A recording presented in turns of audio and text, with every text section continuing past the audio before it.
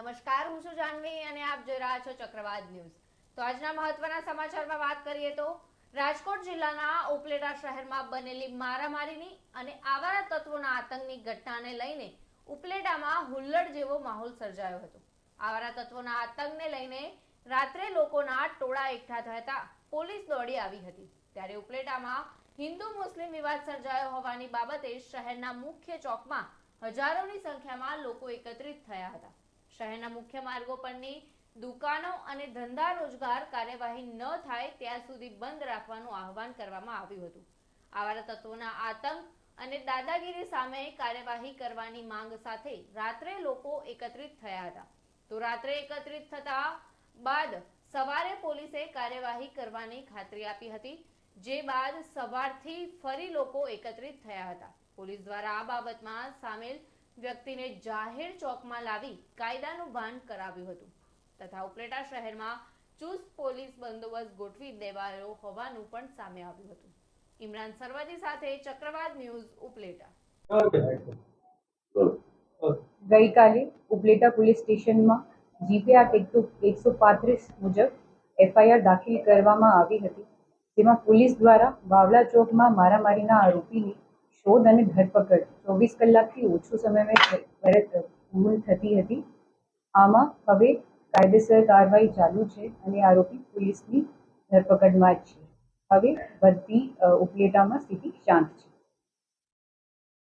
શિવરાત્રીને રાત્રે જે ઉપલેટાના બાવલા ચોકમાં જે ઘટના બની, એ ઘટનામાં પોલીસ ખાતાએ જે સંપૂર્ણ પ્રામાણિકતા અને ઈમાનદારીથી જે કામગીરી કરી છે, એ બદલ ઉપલેટા હિન્દુ સમાજ સમસ્ત પોલીસ ખાતાનો ખૂબ ખૂબ આભાર વ્યક્ત કરે છે। અને આ સાથે મારે હિન્દુ સમાજને પણ કહેવાનું છે કે જ્યારે આવું કાંઈ પણ બને ત્યારે એકતામાં રહેજો, એકતામાં જ અનેકતા છે, બટેગે તો કટેગે। જય શ્રી રામ, ભારત માતા કી જય। હિન્દુ ઉપલેટા આજે શર્મનાક ઘટના 26 તારીખના શિવરાત્રીના દિવસે જે બની છે, એ એક ખરેખર અમને ખુદને વિશ્વાસ નહોતો આવતો કે બાવલા ચોક જેવા બાવલા ચોકમાં જ્યાં ફેમિલી બધા સમાજના હોય છે, અહીંયા એવું નથી કે ભાઈ એક સમાજના લોકો ભેગા થાય છે, હરેક સમાજના લોકો બેની દીકરીઓ સાથે આ ઉનાળાનો માહોલ આવે છે તો અહીંયા બેસવા માટે આવતા હોય, ત્યારે આવા માહોલમાં ક્યાંક ને ક્યાંક કોઈ તલવાર લઈ અને ગામમાં ફરતું હોય એવા અમને ક્યારેય વિચાર પણ નહોતો આવ્યો। પણ આ જયારે બનાવ બન્યો ત્યારે હકીકતમાં અમને એવું થયું કે આ ન જેવી ઘટનામાં જો આટલું બધું ગંભીર સ્વરૂપ લઈ લીધું હોય અને આજે આ માણસને કોઈ નાની એવી કલમ છે, એમાં કલમમાં પણ કાંઈ એટલું બધું બન્યું નથી, પણ ત્યારે આજે એક સાથે ગઈકાલથી લગભગ 6 વાગ્યાથી ઉપલેટા તથા ગામડાના ઉપલેટા જ આમ તો છે, ઉપલેટાના હિન્દુ સમાજ લગભગ 10 થી 12 હજાર લોકો કાલ રાતના આમને હેરાન થાય છે। શું કામે? કારણ કે એક આ જે ઘટના બની છે એ કોઈને ગળે નથી ઉતરતી કે ભાઈ આવો એક ઘટના અહીંયા આપણા ઉપલેટામાં પણ બને।